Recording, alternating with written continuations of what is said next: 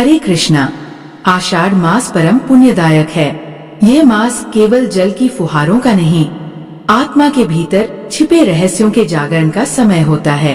अब तक आपने BRS ज्ञान की इस श्रृंखला में संत सत्यव्रत, रथ यात्रा और एक दिव्य पात्र की चमत्कारी यात्रा सुनी, लेकिन आज डे 12 की कथा एक नया रहस्य खोलेगी। एक ऐसा रहस्य जो आने वाले युगों की दिशा तय करेगा। कृपया इस कथा को अंत तक अवश्य सुनिए, क्योंकि आज जो आप जानेंगे वह आपको भावुक भी करेगा, रोमांचित भी, और अंत में छोड़ देगा एक ऐसा सस्पेंस कि अगली कथा तक मन ठहर न पाए। आषाढ़ मास की पूर्णिमा की रात थी। आकाश में बादल थे, पर चंद्रमा की चांदनी जमीन पर उतर आई थी। श्री क्षेत्र पुरी में जगन्नाथ मंदिर के चारों ओर अजीब सी ऊर्जा थी। सब सामान्य प्रतीत हो रहा था, परंतु भीतर ही भीतर कोई दिव्य घटना घटने वाली थी। संत सत्यव्रत रथ यात्रा के पश्चात शांत चित्त से ध्यानस्थ बैठे थे। उनकी गोद में वही दिव्य पात्र था जिसमें अब त्रिकाल की ऊर्जा समाई हुई थी। भगवान श्री राम ने उन्हें संकेत दिया था, पूर्णिमा की रात एक दिव्य आत्मा जन्म लेगी और वही इस पात्र की अंतिम रक्षक होगी। पर यह बालक कौन होगा, कहाँ जन्म लेगा और किससे उसकी रक्षा करनी होगी? सत्यव्रत ये सोच ही रहे थे कि अचानक एक प्रकाश उनके सामने फूटा। एक दिव्य स्त्री आकृति प्रकट हुई, श्वेत वस्त्रधारी, ललाट पर चंद्र बिंदु, नेत्रों में करुणा, परंतु मुख पर गंभीरता। सत्यव्रत, उसने कहा, मैं योगमाया हूँ, वह शक्ति जो भगवान की प्रत्येक लीला में अदृश्य रहती है परंतु सब कुछ चलाती है। वो बालक अब जन्म लेने वाला है, पर याद रखो, एक अधूरी आत्मा भी जन्म ले चुकी है जो उसे समाप्त करना चाहती है। कौन? सत्यव्रत चौंक गए। वह जो रथ यात्रा के दिन रथ के नीचे छिपा रहा और अब वही तुम्हारे पद चिन्हों पर है। इतना कहकर योगमाया अदृश्य हो गई। संत घबरा गए। उन्होंने तुरंत श्री जगन्नाथ जी के चरणों में ध्यान लगाया और उनसे मार्गदर्शन मांगा। उसी समय उनके चित्त में एक दृश्य उभरा। एक छोटे गांव की कच्ची गली, जहां मिट्टी से सना एक घर है और वहां एक गर्भवती स्त्री पीड़ा से कराह रही है। उसका पति दरवाजे पर बैठा है, चिंता में डूबा हुआ। और तभी आकाश से एक तेज गूंज होती है और घर के भीतर एक दिव्य प्रकाश फैल जाता है। वहीं उसी पल उस स्त्री की कोख से एक बालक जन्म लेता है। परंतु जैसे ही वो बालक धरती पर आता है, आकाश में बादलों की गर्जना शुरू हो जाती है। पास के जंगल में एक काली आकृति तेजी से उस गांव की ओर बढ़ती है। उसके हाथों में त्रिशूल है, नेत्र रक्त जैसे, और मुख पर एक असहनीय क्रोध।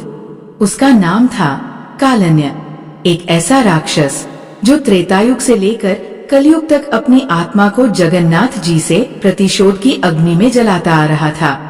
उसने वर्षों तप किया और अब उसे वो वरदान प्राप्त हो चुका था, तू वह आत्मा है जो केवल उस बालक से पराजित हो सकता है जो स्वयं श्रीहरि का अंश हो। कालन्य जानता था, ये वही बालक है, यही है वह श्रीहरि का अंश। जैसे ही कालन्य उस गांव में पहुंचता है, वायु रुक जाती है, पशु भयभीत हो जाते हैं और बालक रोने लगता है।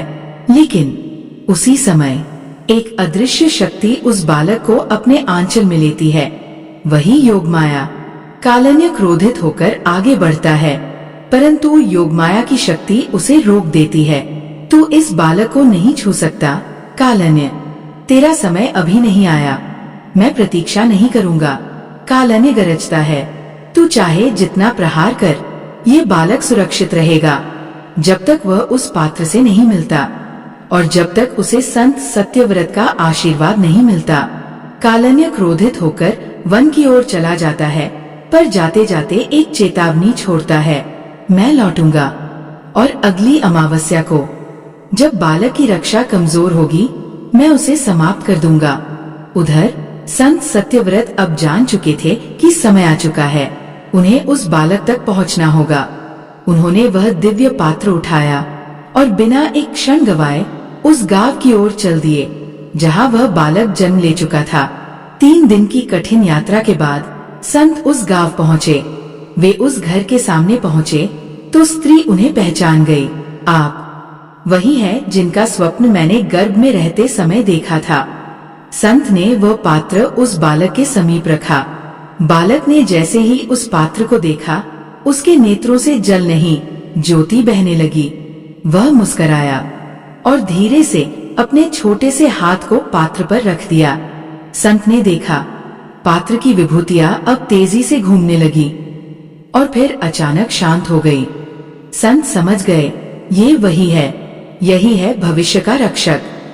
यही है वह दिव्य आत्मा जो न केवल कालन्य का अंत करेगी, बल्कि कलयुग में फिर से धर्म की स्थापना करेगी। परंतु कथा यहाँ समाप्त नहीं होती।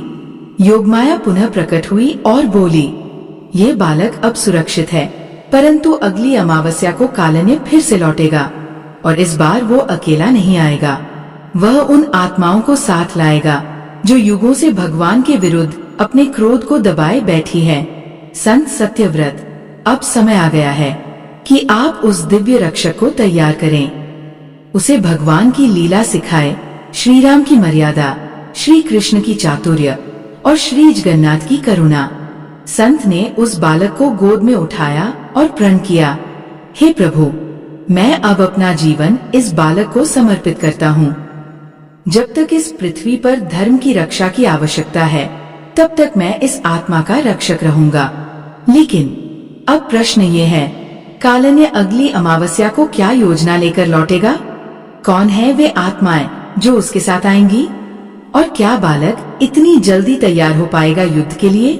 डे 13 की कथा में हम जानेंगे कालन्य का रक्त भरी योजना और वह एक अनदेखा दुश्मन जो संत सत्यव्रत के सबसे निकट है, परंतु विश्वासघात करने वाला है।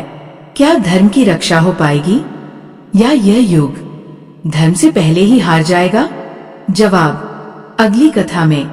जय श्री जगन्नाथ। राधे राधे। हरे कृष्ण।